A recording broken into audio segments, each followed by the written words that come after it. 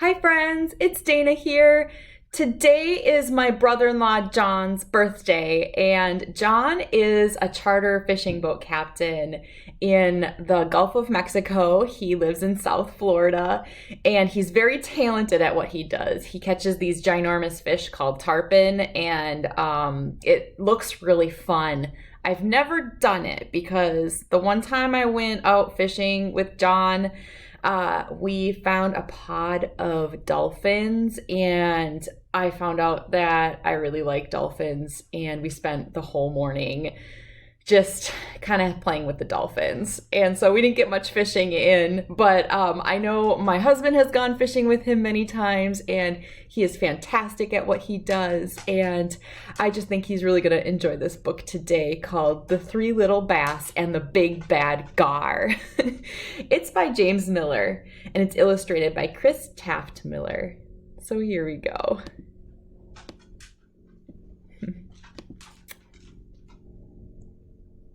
Once upon a time, there were three little bass. They lived together with their mom and dad under a dock on Little Lake Gaston. One day, the three young bass fish had grown old enough to go off and explore the lake on their own. They each set off to build their own homes. Bass number one decided to make his house out of mud from the bottom of the lake. Bass number two built his house out of forgotten inflatable tubes he found floating beneath the water. Bass number three took his time to think about what would make the best and safest home. His brothers laughed at how long he was taking to make his house. Bass number three finally decided the best way to make a safe house for himself was using rocks. So he set off to collect as many rocks as he could, which took him a long time. His brothers laughed at him again as they sat in their finished houses. Finally, his house of rocks was finished. One day, the Big Bad Gar fish came swimming around. He went to the home of the little fish number one and bubbled, "Plishy, splashy, flishy, flew. I think I want to feast on you." Little bass fish number one answered, "From the scales on my skin, I will not let you in." So the Big Bad Gar grumbled, "Then I'll splish and I'll sploosh until your house goes kaploosh." So he splished and he splooshed, and the house went kaploosh.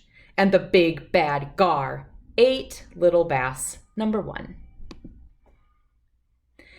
The Big Bad Gar went to bass number two's house and growled, "Plishy, ploshy, flishy, flew. I think I want to feast on you."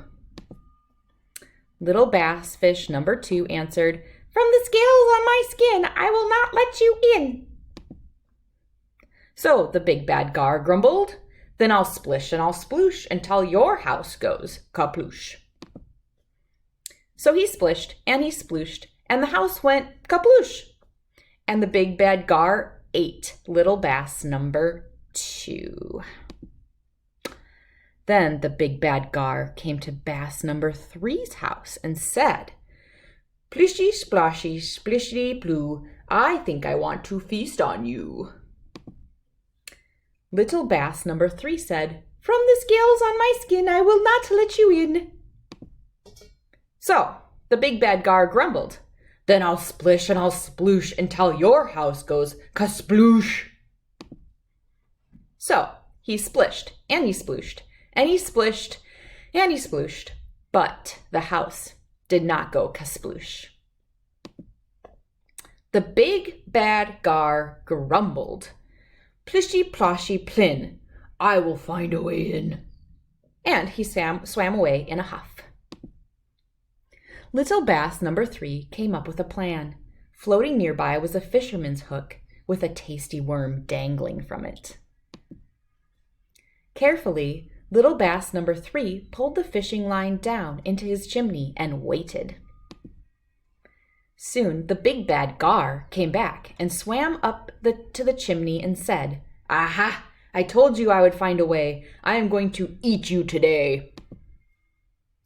The Big Bad Gar swam down the chimney and noticed a tasty worm dangling in the water. He was so excited he dove for the worm without noticing the big shiny hook. The Big Bad Gar was hooked. The fisherman felt the tug on his line and quickly reeled him in. Oh boy, fish tacos tonight! Little Bass number 3 lived happily ever after in his cozy house of rocks on the bottom of Little Lake Gaston. The end. All right, friends, I hope you enjoyed this book, and I hope that, John, you have a fantastic birthday. All right, have a great day. Thanks, everyone.